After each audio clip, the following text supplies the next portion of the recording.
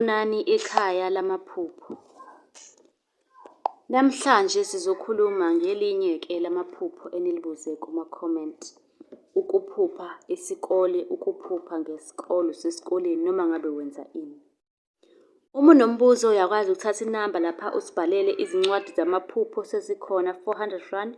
Ikhona nensipho yobulongo iyasiza ukugeza idlozi, ukuvula okuvaliwe. Iy'nhlahla, ukuthandeka, imisebenzi, ey'ntweni ey'ningi iyasiza. 100 rand. Bese siba ne-turmeric soap esiza kwi-skin nayo 150. Kanti-ke namhlanje sikhuluma ngokuphupha isikole. Ngabe-ke khona-ke kubika ukuthini? Lokho sizokucacisa.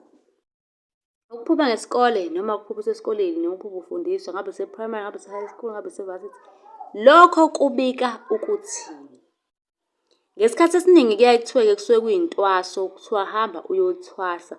Noma kusho ukuthi kusamele uqhubeke nokufunda empilweni yakho ukuze uphumelele. Ngoba kuyenzeka abanye uthola umuntu uyayivilaphela nje kanti impumelelo yakhe vele ilele lapha ekufundweni. Ngoba kunabantu vele impumelelo engaleli ekufundweni. Uthole ukuthi umuntu nje unesiphiwo sakhe, hlampe nje uyikhandela izindlu nje isiphiwo sakhe, yabo. Isiphiwo somuntu awusoze wamphuca sona. Ukuphupha ugqoke ibhayi noma iy'mpahla zesikole kusho ukuthi kunomoya wedlozi phakathi noma isithunga. Kungenzeka ukuthi uzoba umthandazi, ukhulekela abantu, ulapha abantu ngemithi, izinto ey'kanjalo nje. Kodwa kunesiphiwo onaso owasiphiwa abantu abadala.